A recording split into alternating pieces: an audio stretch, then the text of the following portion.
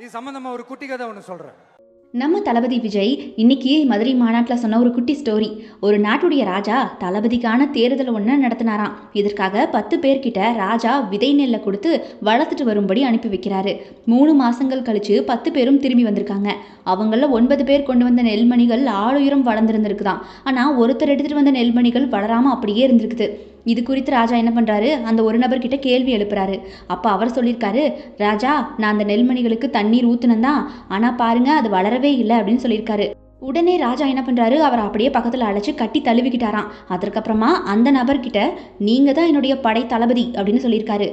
அதன் பிறகுதான் ராஜா சொல்லியிருக்காரு, நான் போட்டியில் பங்கேற்ற 10 பேர்கிட்டையுமே அவித்த நெல்மணிகளை தான் கொடுத்து அனுப்புனேன். அது எப்படி அவித்த நெல்மணிகள் முளைக்கும் அப்படின்னு கேட்டிருக்காரு.